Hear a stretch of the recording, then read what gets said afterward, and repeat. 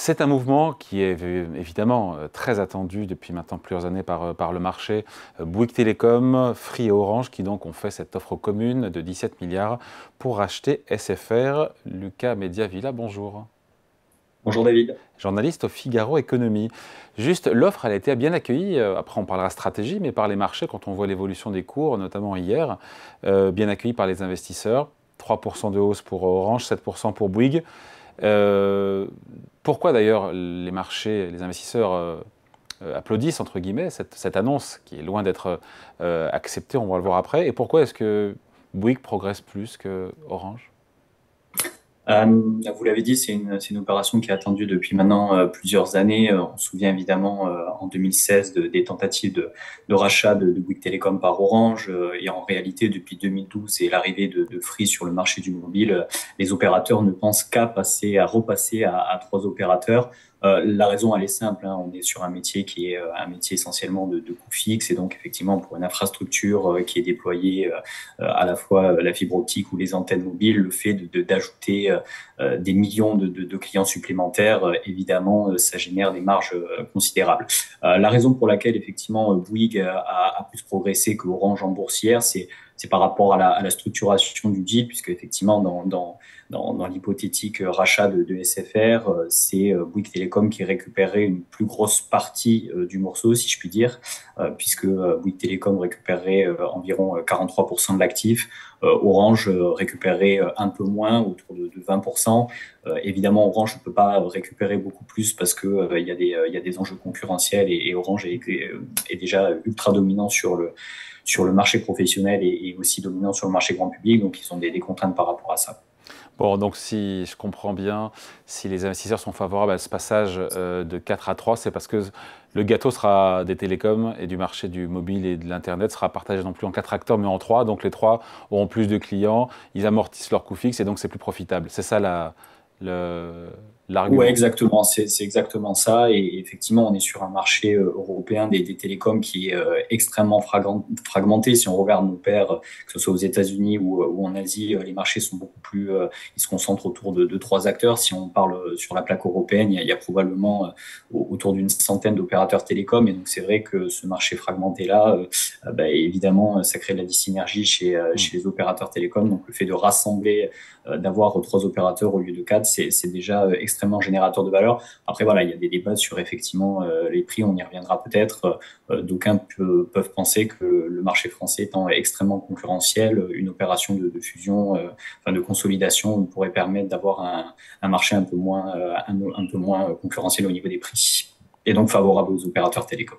Ouais. Juste avant de parler de la réponse négative du groupe Altis, d'Altis France et du milliardaire Patrick Drahi, juste qui reprend quoi, en gros, hein, j'ai entendu les pourcentages, c'est Bouygues Telecom qui reprend le plus gros morceau, Ouais, mais ils se partagent en gros les clients professionnels, les clients particuliers. exactement.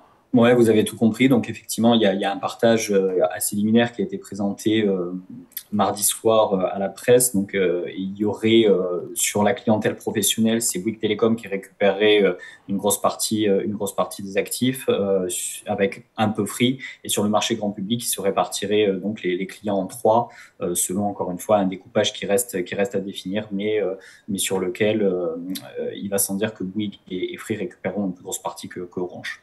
Donc le groupe de Patrick Drahi, propriétaire via Altis France d'SFR, a dit non à cette offre. Est-ce que c'est une surprise ou pas qu'il ferme comme ça la Non, porte? non, évidemment pas. J'avais eu un des dirigeants des trois opérateurs qui m'avait dit vendredi soir, alors que les négociations avançaient bien, que il savait bien que quelle que soit l'offre qu'il mettrait sur la table face à Patrick Drahi, la première réponse serait non. Donc évidemment, la réponse qui a été donnée hier par le management d'Altis France, elle n'est pas surprenante. Là où il y a eu un peu de surprise, c'est sur la rapidité de la réponse. Du côté du trio, on pensait que ça prendrait un peu plus de temps, ne serait-ce que pour permettre à Patrick Drahi de réunir un conseil d'administration sur lequel il vous a pas échappé qu'il y a maintenant les créanciers aussi qui sont les nouveaux actionnaires de l'entreprise. Donc, il y avait la possibilité d'avoir un conseil d'administration pour interroger tout ce monde-là. Non, la réponse, elle a été extrêmement immédiate, extrêmement ferme. Mais hier soir, le trio, le consortium, a rappelé qu'il restait très intéressés et ils ont expliqué qu'ils maintenaient l'offre. Donc, on est vraiment effectivement dans une partie de poker menteur et on va voir comment ça va se dérouler dans les prochaines semaines. L'offre est à 17 milliards d'euros, tout en valorisant SFR à 21 milliards. Il faudra m'expliquer la différence. On comprend qu'il en veut plus, le milliardaire, patron et propriétaire de SFR. Est-ce que c'est une belle offre ou pas, cette offre à 17 milliards d'euros qui valorise SFR 21 milliards? Ça dépend évidemment de quel côté vous vous placez. Pour les 17 milliards, pour être un peu plus précis, les opérateurs, le trio d'opérateurs ne reprend pas tout Altis France. Donc, ils reprennent principalement SFR, mais ils laissent certains actifs dans les comptes d'Altis France, donc typiquement l'opérateur d'infrastructure XP Fibre, les data centers, les dom-tom, enfin les actifs dans les dom-tom ou encore d'autres filiales professionnelles. Donc, effectivement, les 17 milliards sont sur, grosso modo, SFR et les autres actifs sont évalués à 4 milliards par les opérateurs, donc on arrive à 21 milliards. S'agissant de l'offre, alors est-ce qu'elle est trop basse, est-ce qu'elle est trop haute? Patrick Drahi avait fait circuler des valorisations durant l'été qui valorisaient Altis France à 30 milliards, donc ça c'était une fourchette qui était extrêmement haute.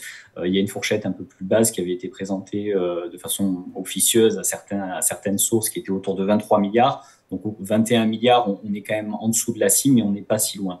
Maintenant, quand on écoute les proches de Patrick Drahi, ils expliquent quand même que les opérations de consolidation à l'intérieur de même marché se valorisent autour de 8 fois les résultats d'exploitation et en réalité, ce qui donnerait pour Altis une valorisation autour de 24 milliards.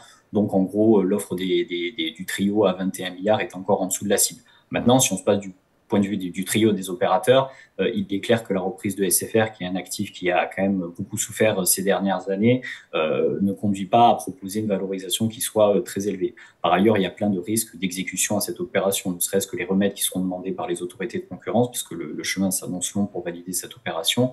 Et puis, au-delà de ça, il y a évidemment ce qu'on va trouver dans les comptes d'Altis et de SFR, et ça sera une fois qu'on aura ouvert le capot et qu'on a regardé pendant la phase de due diligence où sont les passifs, où sont les actifs, et quelle est la vraie valeur de l'entreprise. Lucas, vous avez dit jeu de poker menteur, mais à ce jeu-là, l'un des deux camps va devoir bouger, soit augmenter son prix, soit accepter le prix actuel. Donc, elle a des chances d'aboutir, cette transaction? Elle a des chances d'aboutir. Disons que Patrick Drahi est coincé parce qu'aujourd'hui, il y a un seul acheteur. Il a sondé à peu près la terre entière pour essayer de se faire racheter SFR. Il est allé voir les Saoudiens, les Émiratis, les Mexicains. Il est allé voir beaucoup d'acteurs.